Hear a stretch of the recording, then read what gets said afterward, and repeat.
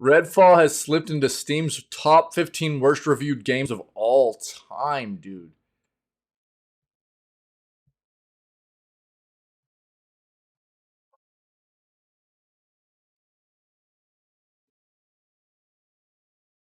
Oh, yo. Really? Jesus, bro. Oh my god. Yo, Darkest Dungeon 2's on Steam finally. That's cool. This game definitely I don't think got nearly the acclaim the first game got, you know. Check this out.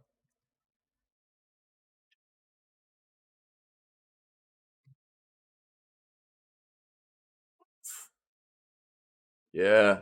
Quite often what's funny is quite often with games like this, you'll see like the initial reviews, even if they start out as bad as like this one did with the 30% kind of rate on release, you'll see them increase a little bit, probably up to more around like 50% after about a week of being out.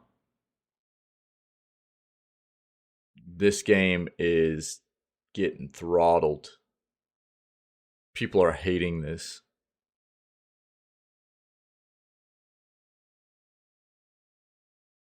Yeah, this has been out for well over a week now, and it's still sitting at 32%.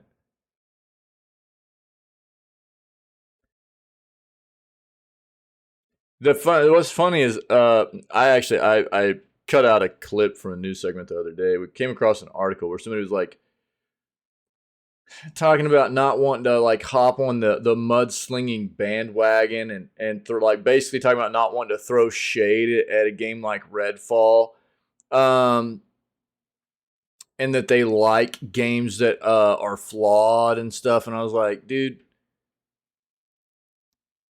first of all, if people don't want to hop on a bandwagon because you haven't played a game and you don't want to, you don't feel comfortable criticizing a game because you haven't experienced it, dude, I respect the crap out of that. I respect the crap out of that.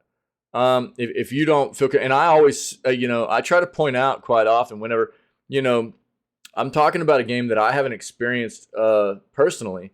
I try to point that out very often. Be like, look, I don't have personal experience with this, but everything I know about it, because I stay very, very up to date with, the industry and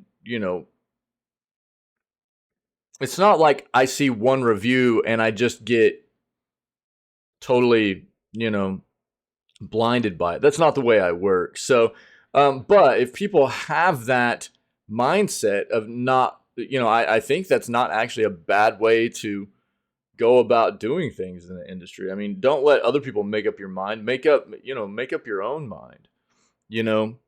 But at the same time, to try to take a look at a game like this in the situation we find ourselves in here lately in the industry, that a lot of what that article was talking about was like making it seem like Arkane and Bethesda didn't deserve the criticism they were receiving for a game like this, um, and that a bunch of people were just jumping on a bandwagon and just throwing shade at them for no real reason, like it was unwarranted or something. And that's not fair. We talk about this all the time. We're this industry right now where there's so much money being pumped into the marketing of these games to try to hype people up, and then people buy into them, and they're actually just big piles of dog crap. They deserve to be criticized. I understand there's something to be said for loving some games, that have become like Bethesda, dude. Bethesda has become synonymous, dude, that like with having like their bugs in the game. You almost, if you played a Bethesda game that didn't have some of that in there, it might actually be a little bit off-putting for people nowadays. They expect a little bit of that.